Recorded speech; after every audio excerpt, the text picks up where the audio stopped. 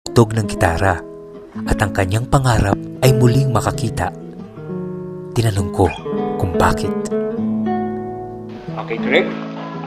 Anong year mo na ngayon sa high school? Third year po. Third year high school. So, by next year, ikaw ay fourth year high school student na. Okay. Ano bang gusto mong maging paglaki mo, Greg? Physical therapist, kuya. Bakit physical therapist, Greg? Yun po yung parang nagustuhan kong course. Kaya trabaho.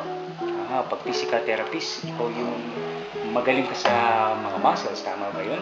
Opo, kuya. Sa parte ng katawan, ano? Mapag-aaralan mo yan pagka graduate ka na. Ngayong nasa high school ka, Greg, ano ang paborito mong subject? Filipino po at science. Filipino. Anong nagustuhan mo sa Filipino? Masarap po kasing pag-aralan yung sarili mong wika. Sarili mo ka. Ngayon, Greg. Greg, pag pumapasok ka rito sa eskwela, paano yun? Hinahati ka ba ng iyong tatay? Hinahati po ng aking tatay. Ganun siya. Okay. At pagpasok mo sa school, sumasama ka sa mga kaklase mo na nakakakita. Hindi ka ba nahihirapang makipagkwentuhan o makipaglaro sa kanila? Hindi naman po, kuya. Dahil nga ikaw may kapansanan sa paningin, ano-ano yung mga kadalasang nahihirapan ka? Siguro po sa subject namin sa math, siguro yung mga geometry. Kami naman yung mga figure, hindi na ako nahirapan. Pero masipag naman po yung mga kaklase ko at saka teacher ko na mag-explain sa akin. So tinuturuan ka kahit mag-isa ka lang, gano'n? Very good. Greg, may mga pagkakataon ba na isa natutukso ka ng mga kaklase mo dahil sa kalagayan mo? Siguro po ngayon, hindi po nila ako tinutukso. Gusto mo ba na nakikipaglaro o nakikipagkwentuhan sa kanila? Ano naman po kaya? Greg, sa palagay mo, ano ang meron ang isang bulag na maganda na wala ang nakakita? Sa palagay mo na meron ka? Siguro po ang nasa aming mga bulag na wala sa iba, yung pagtitiis sa isang bagay, yung pagpipigil na magalit dahil na sa pinagdadaanan namin na madaming nagtutukso, kaya nade-develop yung pag matiisin namin sa pagtitigil ng galit.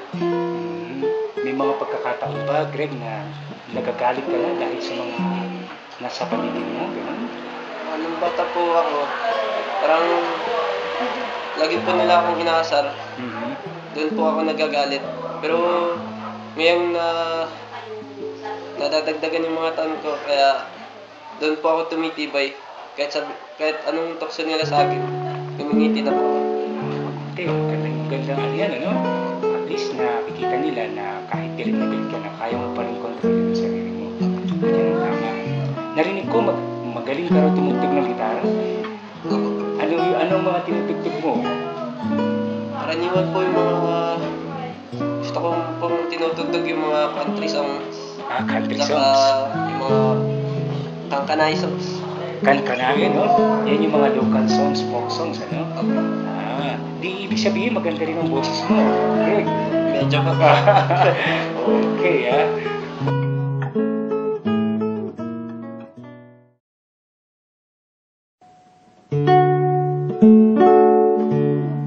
Sila man ay mga bulag, pero hindi ito hadlang upang ipagpatuloy ang kanilang buhay. Araw-araw nilang hinaharap ang mga hamong dala ng bawat karanasan. Buong sigla nilang niyayakap ang mga problemang bumubulong sa kanilang tenga. Madilim man ang kanilang mundo, ngunit nakatuon ang kanilang pansin sa liwanag na dulot nito. Tay, siguro isang tanong na lang po, ano ang pwede nyoong mai-advise po sa aming pong mga kabataan po na bilang isang bulag, ano po yung gusto nyo pong masabi po sa amin? Masasabi namin ang katapatan, kasadaan, yan, ituturo, sabihin yung tama, kagaya ng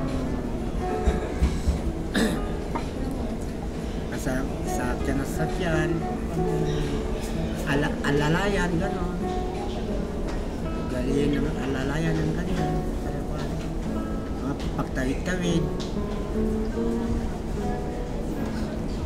Opo. Kaya, sabi ko, isang ko na lang na yung disgrasya kasi may minsan hindi na alis.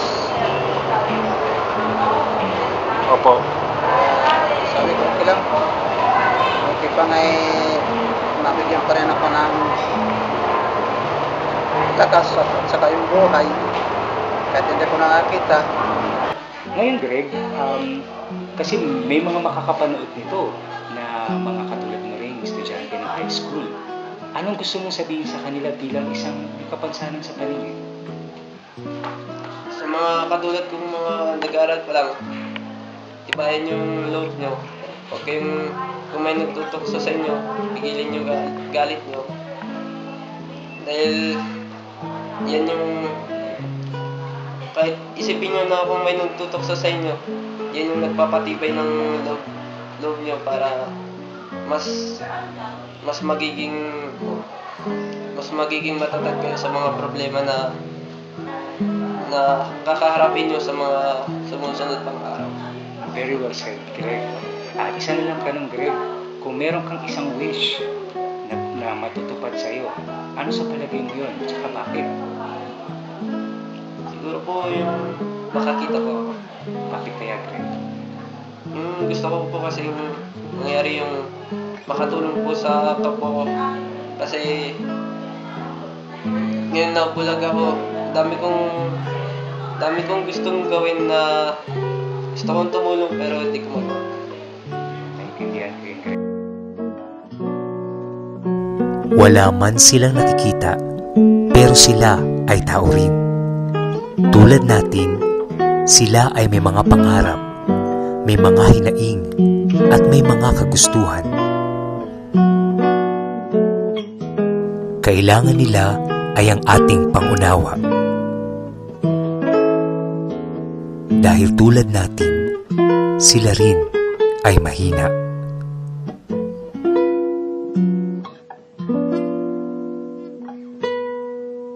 Heto ang kanilang kwento.